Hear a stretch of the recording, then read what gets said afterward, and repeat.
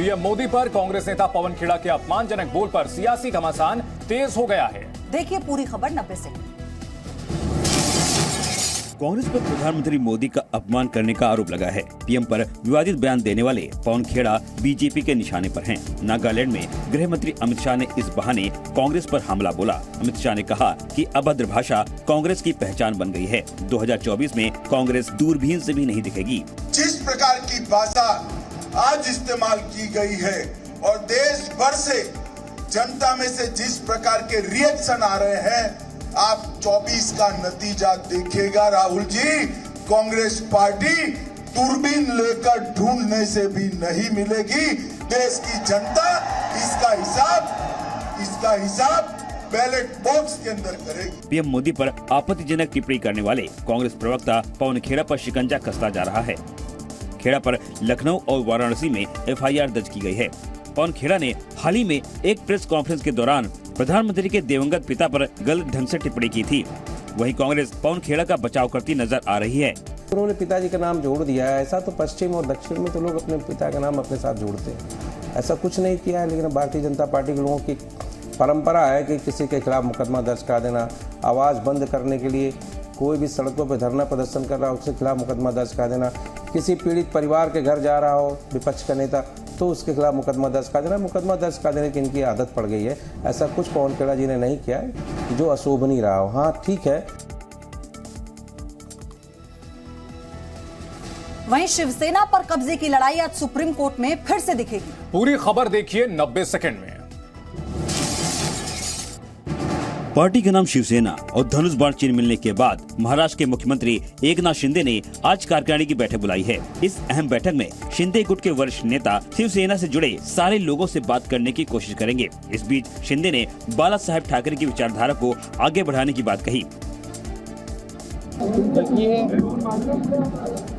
हम आदरणीय बाला साहेब जी के विचार को आगे लेके जा रहे हैं, उनकी भूमिका आगे ले जा रहे हैं और उनके विचार से ही हम लोग ने सरकार स्थापित किया है। जो कुछ चर्चा है उनकी संपत्ति, ठाकरे जी की संपत्ति, प्रॉपर्टी या कुछ भी, इस पर हमारा कोई दावा नहीं है। हमारे को संपत्ति से कोई मोह नहीं है। बाला साहब जी के विचार यही हमारे लिए बहुत बड़ी संपत्ति है। उनके विचार को हम आगे बढ़ाएंगे, इस राज्य को हम आगे बढ़ाएंगे। उद्धव ठाकरे ने चुनाव आयोग से शिंदे गुट को शिवसेना का चुनाव चिन्ह और नाम आवंटित किए जाने के बाद चुनाव आयोग को भंग करने की मांग की। उद्धव ने चुनाव आयोग के फैसले को चुनौती देते हुए सुप्रीम कोर्ट के दरवाजे को खटखटाया। सूत्रों के मुताबिक महाराष्ट्र विधानसभा के बजट सत्र से पहले शिंदे फडणवीस सरकार में दूसरा मंत्रिमंडल विस्तार होगा। कोल्हापुर दौरे के दौरान अमित शाह के साथ सीएम शिंदे और डिप्टी सीएम फडणवीस के बीच मंत्रिमंडल विस्तार पर चर्चा हुई है। 9 की न्यूज में इस वक्त की बड़ी खबर आ रही है। मुंद्रा पोर्ट पर मिले ड्रग्स के मामले में एनआईए ने सप्लीमेंट्री चार्जशीट दाखिल की है। 22 आरोपियों के खिलाफ सप्लीमेंट्री चार्जशीट है। आतंकी फंडिंग से ये पूरा मामला जुड़ रहा है। कबीर तलवार समेत 7 कंपनियां भी इसमें शामिल है। कबीर तलवार ही ड्रग्स तस्करी का मास्टरमाइंड है। और आपको बता दें कि ड्रग्स से कमाई की जो रकम है वो लश्कर को फंड की जाती थी। यानी ये देखिए कैसे अब इसकी फंडिंग के तार जुड़ रहे हैं। ये बड़ी अपडेट है। मुंद्रा पोर्ट पर बड़े पैमाने पर ड्रग्स मिली थी। एनआईए ने इस मामले में सप्लीमेंट्री चार्जशीट दाखिल की है। 22 आरोपियों के खिलाफ सप्लीमेंट्री चार्जशीट दाखिल की गई है। आतंकी फंडिंग से जुड़ रहा है ये पूरा मामला। जैसा पहले हमने आपको बताया, कबीर तलवार समेत 7 कंपनियां हैं जो इसमें शामिल हैं। तस्करी का मास्टरमाइंड कबीर तलवार ही था। ड्रग्स से कमाई गई रकम से लश्कर ए तैयबा को फंडिंग की जाती थी और इस फंडिंग के जरिए भारत में आतंक को बढ़ावा दिया जाता था। मुंद्रा पोर्ट, गुजरात का मुंद्रा पोर्ट, जहां पर बड़े पैमाने पर ड्रग्स की बरामदगी की गई थी। इस मामले में एनआईए ने सप्लीमेंट्री चार्जशीट दाखिल की है और अब इसी के जरिए नकेल कसेगी एनआईए। और चलिए अब आगे बढ़ेंगे। प्रधानमंत्री मोदी ने तुर्की सीरिया से लौटे रेस्क्यू टीम से बात की। प्रधानमंत्री ने जवानों के काम को काबिले तारीफ बताया है। तुर्की सीरिया में विनाशकारी भूकंप के बाद भारी तबाही हुई, जिसके बाद ऑपरेशन दोस्त के तहत हिंदुस्तान की रेस्क्यू टीम ने सफल रेस्क्यू ऑपरेशन को अंजाम दिया। देश के इन जाबाजों को पूरा देश सलाम कर रहा है। प्रधानमंत्री ने भी तुर्की गए बचाव दल के जवानों की तारीफ की और तुर्की से मिशन पूरा कर लौटने पर रेस्क्यू टीम से बात की। प्रधानमंत्री ने जवानों से कहा कि हमारी संस्कृति ने हमें वसुधैव कुटुंबकम सिखाया है। हम पूरी दुनिया को एक परिवार मानते हैं। अयम निजः परोवेति गणना लघु चेतसा उदार चरिता नाम तू वसुधैव कुटुंबकम। अर्थात बड़े हृदय वाले लोग अपने पराये की गणना नहीं करते। उदार चरित्र वालों के लिए पूरी पृथ्वी ही अपना परिवार होती है, यानी वो जीव मात्र को अपना मानकर उनकी सेवा करते हैं। साथियों, तुर्की हो या फिर सीरिया हो, पूरी टीम ने इन्हीं भारतीय संस्कारों का एक प्रकार से प्रकटीकरण किया है। पीएम मोदी ने कहा कि जवानों ने तुर्की में अद्भुत क्षमता का परिचय दिया। देश के डॉग स्क्वाड के सदस्यों ने गजब का दम दिखाया। डॉग स्क्वाड के सदस्यों ने भी अद्भुत क्षमता का प्रदर्शन किया है। बिहार में बोर्ड की 10वीं का पेपर लीक होने का दावा किया जा रहा है। दावे के मुताबिक परीक्षा शुरू होने से 1 घंटे पहले व्हाट्सएप पे पेपर लीक हो गया।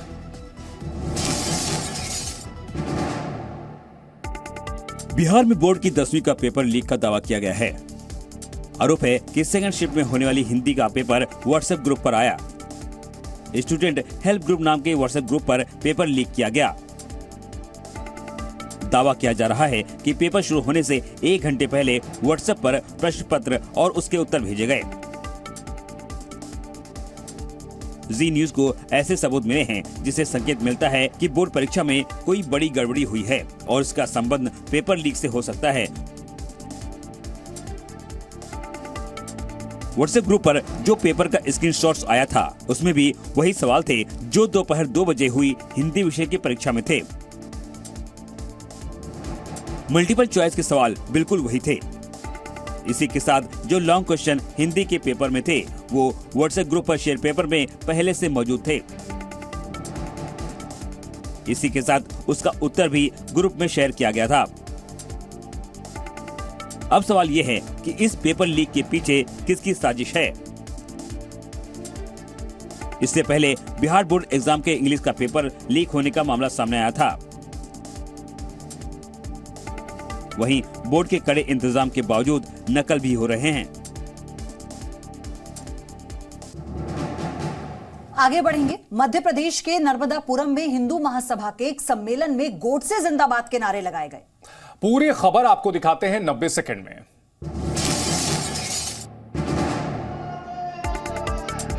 नाथूराम गोडसे जिंदाबाद की नारेबाजी से गूंज रहा ये हिंदू महासभा का सम्मेलन है। इस दौरान सभा का ये वीडियो सामने आया, जिसमें नाथूराम गोडसे जिंदाबाद के नारे लग रहे हैं। सभा में हुई नारेबाजी को लेकर अखिल भारतीय हिंदू महासभा के महासचिव का बयान भी सामने आते देर नहीं लगी। एक प्रेस बुलाई जाए, पूरे भारत का प्रेस एक तरफ बैठे, एक तरफ वो लोग बैठे जो गोडसे जी को हत्यारा मानते हैं और दूसरी तरफ मैं बैठता हूं और प्रामाणिकता के आधार पर हम बात करें कि गोडसे देशभक्त हैं कि हत्यारे हैं। दूध का दूध और पानी का पानी हो जाएगा। गोडसे जी हिंदू महासभा के कर्मठ नेता थे, जिसने गांधी को पिता तुल्य माना। उसे सिर्फ एक लाइन में हत्यारा कह देने से वो हत्यारे नहीं हो जाते। मुझे लगता है पूरे विश्व में कोई भी ऐसा व्यक्ति नहीं हुआ जिसे सजा सुनाने वाले जज ने अंतिम फैसला करते हुए त्याग पत्र दे दिया हो और गोडसे के नाम पर उनकी जीवनी लिखी हो। महासचिव देवेंद्र पांडे ने तो गोडसे को राष्ट्र का आदर्श बताने की बात तक कह डाली। निश्चित तौर पर गोडसे को आदर्श होना चाहिए इस राष्ट्र का कि राष्ट्र से बड़ा न बाप होता है और न समाज होता है, राष्ट्र सर्वोपरि है। और गोडसे जी ने इस बात को सिद्ध किया है। इसलिए गोडसे जी का नारा हम पहले भी लगाते थे, आज भी लगा रहे हैं और कल भी लगाएंगे। बागेश्वर धाम के बाबा धीरेन्द्र शास्त्री को लेकर आगरा के मौलवियों ने मुस्लिमों से अपील की है। मौलवियों ने धीरेन्द्र शास्त्री के कार्यक्रम से दूर रहने के लिए कहा है। पूरी खबर देखिए। हिंदू राष्ट्र की मांग पर अड़े बागेश्वर धाम के प्रमुख धीरेन्द्र शास्त्री आगरा के मौलवियों के निशाने पर हैं। आगरा के मौलवियों ने धीरेन्द्र शास्त्री के सभी कार्यक्रमों से मुस्लिमों को दूर रहने की अपील की है। आगरा मस्जिद के प्रबंधक मोहम्मद शरीफ काले ने धीरेन्द्र शास्त्री पर देश को तोड़ने की बात कहने का आरोप लगाया। धीरेन्द्र शास्त्री जो है देश के अंदर जो हिंदू मुस्लिम भाईचारा बना हुआ है उसको ख़त्म करने की बात कहते हैं। इसीलिए हमने जो है अब अपील की है मुसलमान भाइयों से कि ऐसे लोगों की सभाओं में या ऐसे लोगों के किसी भी प्रोग्राम में शामिल न हो जो देश में नफरत फैलाने की बात कर रहा हो, हिंदू मुसलमान भाई को लड़ाने की बात कर रहा हो। ऐसे लोगों के कभी भी ना साथ दें और ना हिंदू भाई साथ दें ऐसे लोगों का, क्योंकि हिंदुस्तान के अंदर हिंदू मुस्लिम भाईचारा बना हुआ है। भारतीय मुस्लिम विकास परिषद ने मौलवियों का समर्थन करते हुए बयानों के लिए धीरेन्द्र शास्त्री के खिलाफ कार्रवाई की मांग की। मैं देश के प्रधानमंत्री से, गृह मंत्री से अपील करता हूं तो जो देश के अंदर नफरत फैलाने की बात कर रहे हैं उनके खिलाफ सख्त से सख्त कार्रवाई की जाए और उनको जेलों में डाला जाए, जिससे हिंदुस्तान के अंदर जो अमन अमान है वो बना रहे।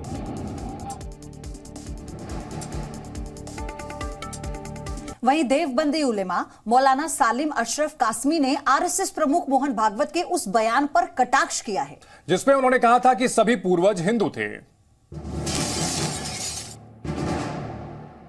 मोहन भागवत का ये बयान जिसमें उन्होंने कहा था कि हिंदुस्तान में रहने वाले सभी हिंदू हैं क्योंकि हमारे पूर्वज पहले हिंदू ही थे। देवबंद के मौलाना सालिम कासमी को बुरा लगा। सोमवार को एक सभा में इस बयान पर कटाक्ष करते हुए मौलाना सालिम कासमी ने कहा कि अगर हमारे पूर्वज हिंदू थे लेकिन अब तो मुसलमान हैं, आप हमारे ऊपर हिंदू होने का लेबल कैसे लगा सकते हो? क्योंकि हमारी आस्था, हमारा किरदार सभी बदल चुके हैं।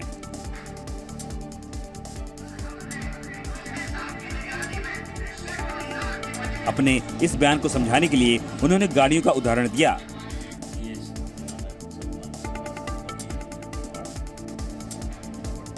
देखिए, दिल खुश करने को गालिब ये ख्याल अच्छा है। ये आज़ाद हिंदुस्तान है।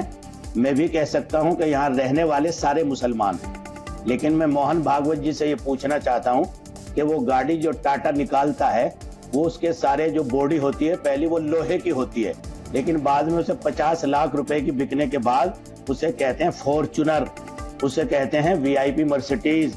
तो अगर हमारे पूर्वज हिंदू थे लेकिन अब तो हम मुसलमान हैं ना, तो अब तो हमें मुसलमान ही कहा जाएगा, क्योंकि हमारा सारा सिस्टम चेंज हो चुका है, हमारी आस्था चेंज हो चुकी है, हमारे आमाल और किरदार चेंज हो चुके हैं। हम एक वाहिद खुदा को मानने वाले हैं, तो अब आप हमारे ऊपर हिंदू होने का लेवल कैसे लगा सकते? नौकी न्यूज में बात करते हैं गुवाहाटी की, जहां दिल दहला देने वाली वारदात सामने आई है। महिला के पति और सास की हत्या कर कैसे शव के टुकड़े कर दिए गए, आप इस रिपोर्ट में देखिए। असम की गुवाहाटी में एक महिला ने 2 दोस्तों के साथ मिलकर अपने पति और सास की हत्या कर दी। इसके बाद शव के टुकड़े कर मेघालय के अलग अलग जगहों पर फेंक दिए। पुलिस के मुताबिक दोनों मर्डर पिछले साल जुलाई और अगस्त में हुए थे। पति और सास की हत्या के बाद महिला ने पुलिस में उनकी गुमशुदगी की रिपोर्ट दर्ज कराई थी। बताया जा रहा है कि महिला ने अपने प्रेमी और उसके दोस्त के साथ मिलकर पति और सास को मौत के घाट उतार दिया। फिर शवों के टुकड़े कर उन्हें 3 दिनों तक फ्रिज में रखा। इसके बाद शवों के टुकड़े मेघालय की खाई में फेंक दिए। गुवाहाटी में एक सनसनीखेज हत्याकांड का खुलासा हुआ। पिछले 7 महीने पहले 2 लोगों की हत्या करके उनके बॉडी को कई टुकड़ा करके उन्हें मेघालय में जाके पहाड़ से नीचे गिरा दिया गया। इस वक्त हम हैं गुवाहाटी के नारंगी इलाके में और ये है अमरावती अपार्टमेंट। अमरावती अपार्टमेंट में ही पिछले साल 17 अगस्त को अमरज्योति दे की हत्या कर दिया गया था।